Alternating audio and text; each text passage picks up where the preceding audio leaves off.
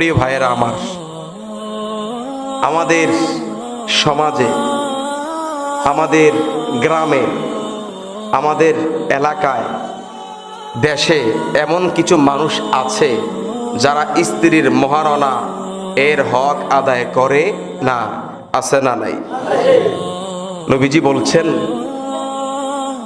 কোন ব্যক্তি যদি বিবাহের পরে স্ত্রীর হক আদায় না করে, ওই যে মহারণা কাফিনের টাকা যদি পরিশোধ না করে, আর তার মনে মনে যদি চিন্তা থাকে আমি মহারণার টাকা দিব না, যেমন এরকমটা আমরাও শুনি, কিরে ভাই তোমার কাবিন কত বিয়ের?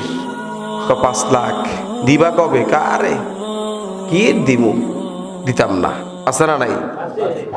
তো যেই পুরুষ বিবাহ করে, ঠিক মহারণা কম হোক আর বেশি হোক, স্ত্রীর হক আদায় করে না, কাবিনের টাকা দেয় না, মহারণার টাকা দেয় না, না দিয়েই যদি মরে যায়, নবী আমার বলছেন ওই স্বামী, ওই পুরুষ কিয়ামতের মাঠে জেনাকারী হিসাবে আল্লাহর কাছে হাজির হবে। আরো জোরে নাউজুবিল্লাহ। আবারও বলছি, খুব মনোযোগ দিবেন, খুব মনোযোগ দিয়ে শুনবেন।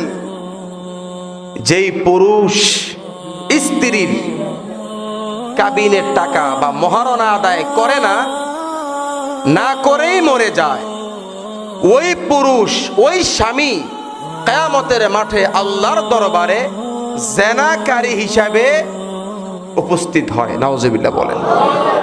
উপায় থাকবে, উপায় থাকবে, উপায় থাকবে না।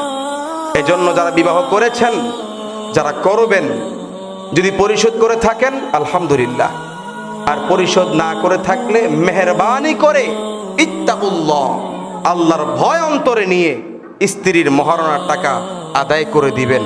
আল্লাহ পাক তৌফিক দান করুন। আরো জোরে আল্লাহুম্মা আমিন।